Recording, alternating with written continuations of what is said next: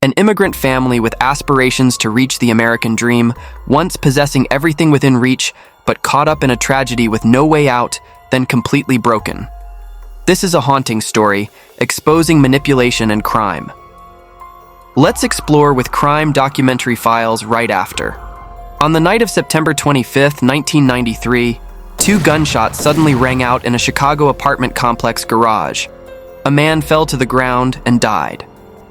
When police arrived at the scene, they quickly apprehended the suspect nearby. What the police didn't expect was that the killer was a 19-year-old high school student named Andrew SEO, who had an outstanding academic record, and the man he killed was Robert O'Dubain, his sister's boyfriend. As the investigation deepened, the police gradually uncovered the horrifying layers of secrets behind the case. The details revealed step by step showed a blood-soaked conspiracy with complex motives that no one could have initially anticipated. What secrets were hiding behind this murder? Andrew SEO was born in 1974 into a Korean family of four, with his parents and an older sister, Catherine. Before coming to the United States, the SEO family had a prosperous and admirable life in South Korea. The father came from a prestigious family, was a typical young gentleman, and later held an important position in the South Korean military. His wife was a pharmacist. They had two children, a son and a daughter. In the 1970s, the family of four lived in a luxurious apartment in Seoul, enjoying a comfortable and stable life. Everything seemed perfect until a tragic accident changed their fate forever. Their only son, the heir and pride of the family, tragically fell from a balcony and passed away. The loss of their only son was a devastating blow to the SEO family, erasing all previous glory and prosperity. The pain of losing a child left an unhealing wound in the hearts of the aging parents. In many traditional Asian families, sons hold an irreplaceable position. In the father's eyes, a son was the family's heir.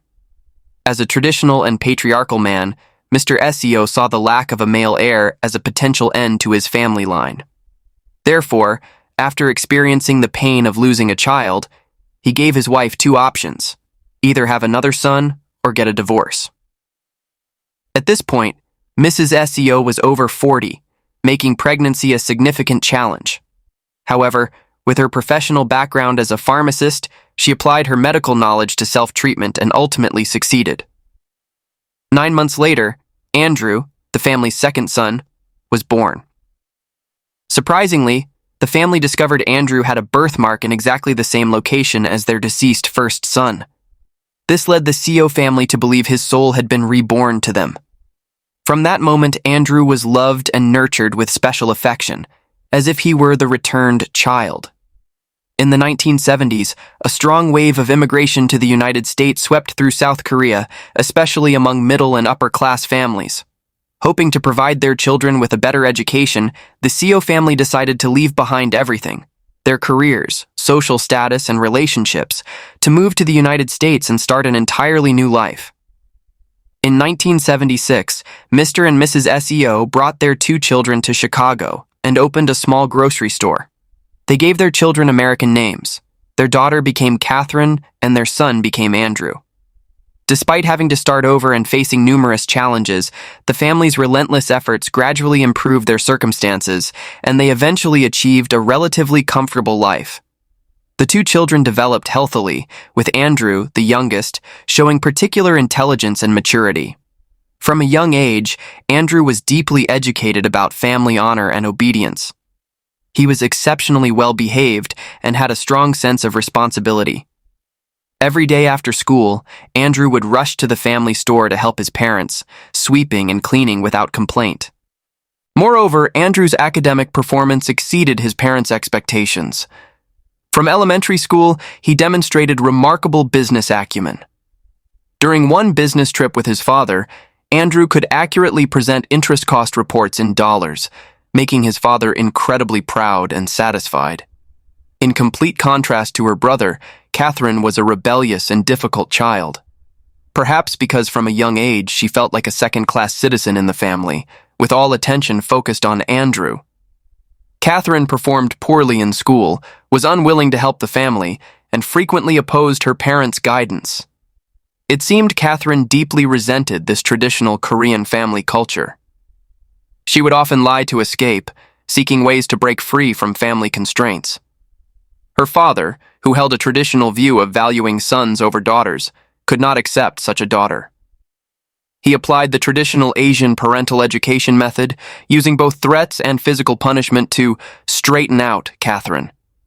The difference between the siblings created an unbridgeable distance, painting a family portrait filled with hidden corners and underlying pressures. The authoritarian and violent parenting approach of the father only intensified Catherine's hatred, and the conflict between them grew increasingly deep. The final explosion occurred after a tense phone call. One day the SEO family phone rang. When the father picked up, a young man's voice came through rudely. "I'm your daughter's boyfriend. Where is she? Put her on the phone." Mr. SEO was both shocked and furious. He could not accept that his daughter, barely in her 20s, was involved with such a man. In his family, dating in the American teenage style was absolutely forbidden. When Catherine returned home, he launched into a verbal attack, hurling harsh words and slapping her. Catherine refused to submit, screaming back and fighting. The conflict escalated when she tore his shirt collar and even scratched his face. This action made Mr. CEO, who always held absolute authority in the family, unable to control his anger. He even grabbed a gas can, poured it over himself and his daughter, and held a lighter, threatening to end everything with his daughter. Fortunately, the lighter wouldn't ignite. At that moment, Mrs. CEO arrived home and quickly intervened to stop them. In an atmosphere filled with tension and hatred, father and daughter were like enemies in an uncompromising battle where respect and love had been trampled by rigidity and violence. After this incident, Catherine and her father completely stopped speaking to each other, becoming strangers. Perhaps from this moment, negative and dark seeds began to take root in Catherine's soul. In 1986, Mr. CEO, at 57, unfortunately contracted stomach cancer. At this time, Andrew was only 11 years old, but he showed maturity and filial piety beyond his years. Throughout his father's hospitalization, Andrew would visit every day after school, meticulously caring for his father, sometimes staying overnight by his side. With heartfelt concern, he tied a thin string to both their wrists, allowing his father to pull it if he needed help. This touching and adorable gesture prompted a local Korean newspaper to write an article titled "The Golden Boy," praising the son's love. Completely opposite to Andrew, Catherine showed no concern for her ailing father. Throughout his hospital stay, she never visited once. Even when he passed away, Catherine just glanced over and walked away. For her, it seemed her father's death didn't evoke any remorse or sadness about her previous actions. Instead, she felt relieved, as if escaping a heavy oppressive burden on her life. After Mr. Seo's death, the family's burden fell entirely on Mrs. Seo. Over 50 years old, widowed, and raising 2 children in a foreign country, she went through incredibly difficult years. To make a living, she used the couple's saved money to open a small laundromat in Evanston, Illinois. Andrew remained a solid support by his mother's side. He always remembered his father's last instructions to care for and support his mother. Every day, Andrew would come to the laundromat to help, and when he saw his mother sad, he was quick to comfort her. His thoughtfulness and affection provided tremendous encouragement for Mrs. Seo amid life's challenges. In complete contrast, Catherine completely let herself loose when nothing held her back. Although not yet an adult, not coming home overnight became normal for her. When she did come home, it was typically just to ask her mother for money, showing no concern for her mother's difficult circumstances. At the fitness club, Catherine met Robert, a man 7 years older than her. Robert was charming, humorous, and attracted many young women, and Catherine was no exception. Shortly after, they developed a romantic relationship and became lovers. Less than 2 years after her father's death, another tragic event struck the family. One day in October 1987, Andrew, then 13 years old, came to the laundromat after school as usual to help his mother. From a distance, he saw many people surrounding the shop, with police and ambulance lights flashing. Andrew stood confused in the crowd, unsure what was happening. Moments later, two familiar figures approached, his sister Catherine and her boyfriend Robert. Robert embraced the sobbing Catherine and delivered a shocking message to Andrew. His mother had been murdered at the laundromat. Mrs. SEO was found underneath a pile of clothes with 35 stab wounds. Forensic examination concluded that the perpetrator had pinned down the victim and attacked, focusing mainly on the neck and upper body. The brutality of the crime was chilling. After examining the crime scene, police discovered that Mrs. CO's wallet had disappeared, the cash register was open, and $100 inside was also gone. Initially, everyone, including the police, believed this was a robbery gone wrong. But would someone commit such a brutal murder for just $100? This seemed more like a murder driven by personal hatred. However, after deeper investigation, the police couldn't find any concrete leads. The case ultimately remained unsolved. What made the situation even more heartbreaking was that 13-year-old Andrew had to clean up the crime scene himself. Years later, recalling that scene would still bring him to tears. His white shirt stained red, and the lingering smell in the air was something he could never forget. In a single night, Andrew lost both parents, becoming a complete orphan. Catherine, at 18, became his only living relative and legal guardian. In his grief, Andrew pleaded with his sister that they must find his mother's killer and seek justice. However, Catherine coldly stated that even the police couldn't find the perpetrator, so how could they? According to her, life must continue and they needed to move forward. Shortly after, Catherine brought Robert, her boyfriend whom she had known for some time, to live with them and decided to discard all of their mother's belongings. Andrew was furious about this decision, but at 13, he had no way to intervene or object. Over time, Andrew's relationship with Robert became closer. Robert gradually became a surrogate father in the life of this orphaned boy. The small family's life seemed to stabilize step by step with a new hope for peace. Afterward, Catherine and Robert invested in opening a high-end bar, while Andrew began studying at a preparatory school. What Andrew didn't know was that the money his sister used to open the bar actually belonged to him. Mrs. CO had purchased a life insurance policy worth $800,000, with her younger son as the sole beneficiary. Since Andrew was not yet of legal age, his sister managed this inheritance. With this money, Catherine not only invested in the bar, but also sold their old house to buy a new one in an upscale Chicago neighborhood. She purchased all new furniture, bought designer clothes worth $1,000, and a luxury car for her boyfriend. Catherine herself completely transformed from head to toe, dressing luxuriously and wearing elaborate makeup to the point that her friends barely recognized her. As for Andrew, his sister enrolled him in the prestigious Loyola Academy Catholic High School. Here, Andrew was truly a shining star. He remained diligent in his studies, maintaining outstanding academic performance. He wasn't just class president and student body president, but also a member of the football team. As one of the few Asian students at the school, he completely integrated into American life and was beloved by teachers and peers. Eventually, Andrew received a full scholarship to Providence College to study economics and Japanese. His future seemed incredibly promising. However, all these good things suddenly stopped on September 25, 1993, when gunshots rang out from the garage. Robert, 31 years old, was found dead in the garage with 2 fatal gunshot wounds. His wallet and keys had completely disappeared, leaving behind a mysterious and suspicious crime scene. During the initial investigation, police quickly discovered suspicious details. Andrew had left school on the day of the crime in an unusual manner. His roommate told police that Andrew had said he needed to go home for a family matter over the weekend and then never returned to school. Another crucial detail added to the suspicion.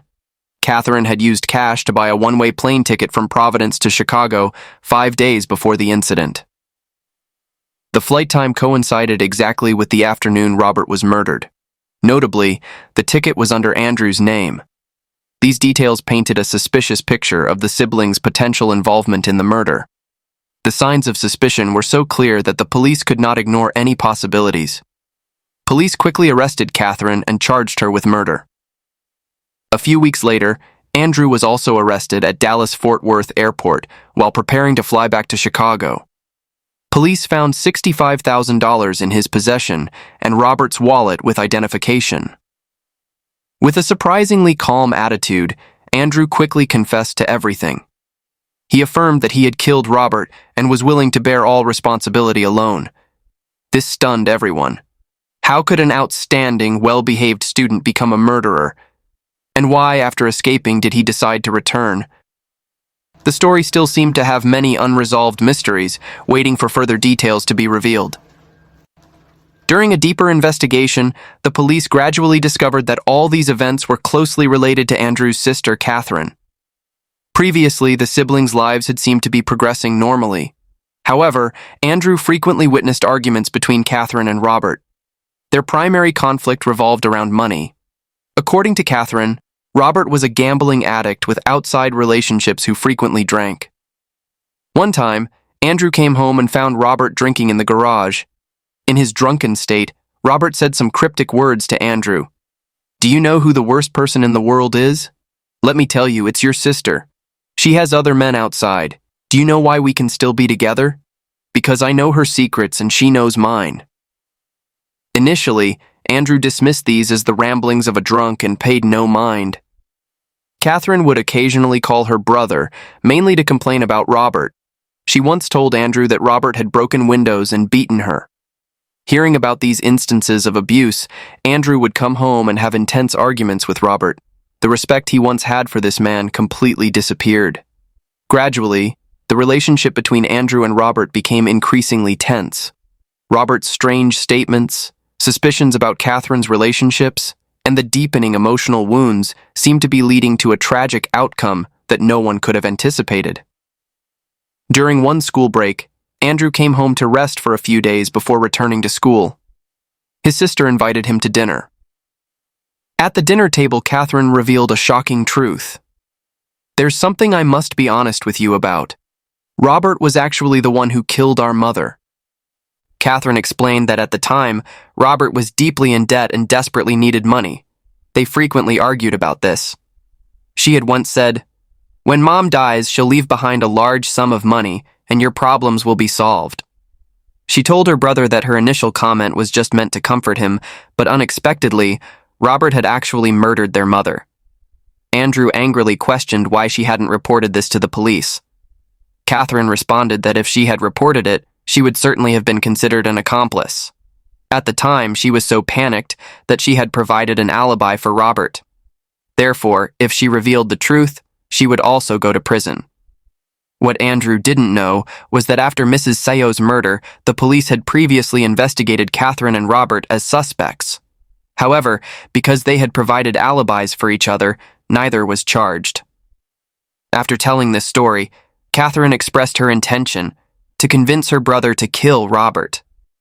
She said that as the only man in the family, he must avenge their mother and wash away the family's disgrace. Although Andrew was extremely angry, he firmly refused to commit murder. He then returned to school. However, in the following weeks, his sister called him over 60 times, emphasizing the emotional debt he owed to their deceased parents. Finally, Andrew, confused and conflicted, reluctantly agreed to his sister's request. The traditional values he had been taught from childhood made him unable to disobey the only relative he had left. On the night of the crime, Catherine and Robert were both with their respective lovers. At this point, they maintained an open relationship that allowed each other to date other people. Catherine called Robert, saying her car was broken and she needed his help to fix it, using this to lure him to the garage. Meanwhile, Andrew, following his sister's instructions, changed into black clothing and brought a change of clothes. In the garage's attic, he found a paper bag his sister had prepared in advance, containing a gun and a plane ticket. He then waited while his sister used the phone to draw Robert to the garage. The waiting time felt like an eternity, with Andrew filled with fear and anxiety. When Robert appeared, Andrew raised the gun. In that moment, his mind flashed back to 13 years earlier, standing in the laundromat cleaning up the crime scene, almost hearing his father's dying instruction to care for and protect his mother. He then waited a while to ensure Robert was dead, something his sister had instructed him to do beforehand. Then he followed the original plan and left the scene. The question remained. Why, after escaping, did Andrew intend to return to Chicago? It was because he knew his sister had been arrested and wanted to bail her out. Catherine didn't wait for her brother to rescue her. She successfully bailed herself out through bribery, then moved to a high-rise building in Chicago, continuing to live in a luxurious apartment. During this time, she didn't forget to date wealthy men and create multiple identities, including a role as a real estate broker named Kasia Kane. However, in 1995, 2 days before the trial was set to begin, she disappeared. On the day of the trial, the judge signed an arrest warrant and proceeded with a trial in absentia. After 2 hours of jury deliberation, Andrew, a 19-year-old who should have had a brilliant future, was sentenced to 100 years in prison for murder. Catherine was convicted of first-degree murder and armed robbery, sentenced to life imprisonment without parole, if she were to be caught. So where was Catherine at this point? In fact, she had changed her name to Tiffany and fled to Hawaii. Not only did she change her name, but she also completely transformed herself from head to toe, from hair color to makeup and clothing, becoming an entirely different person.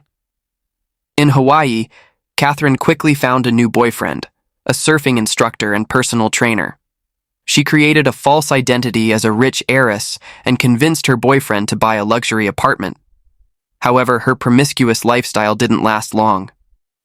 In January 1996, she appeared on the TV show America's Most Wanted #1 Criminal.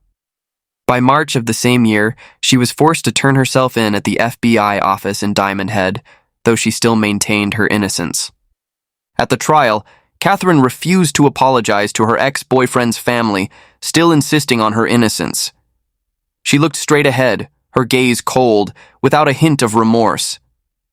The police pondered, why did Catherine wait years after her mother's death to manipulate her brother into killing her ex-boyfriend? Through investigation, they suspected this was related to a $250,000 life insurance policy Robert had purchased, with Catherine as the primary beneficiary.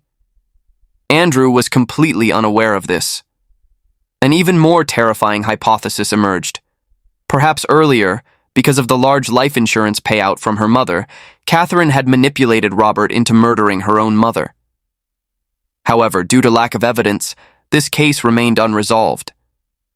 Was it true, as Catherine claimed, that Robert had killed their mother and she had merely covered it up?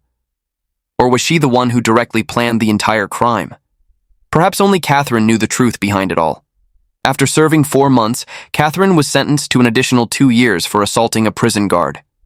During his time in prison, Andrew wrote to his sister, telling her he didn't blame her, that they were everything to each other. Catherine coldly responded, "I don't have a brother. Don't write to me again." Throughout decades of imprisonment, Catherine refused any visits. She displayed a hot-tempered and angry personality similar to her father's. Meanwhile, Andrew became a model prisoner. He not only helped disabled inmates, but also volunteered in the prison's counseling department. Additionally, he passed the Illinois State Optometry Technician exam, obtained a license, and worked in a prison optical workshop.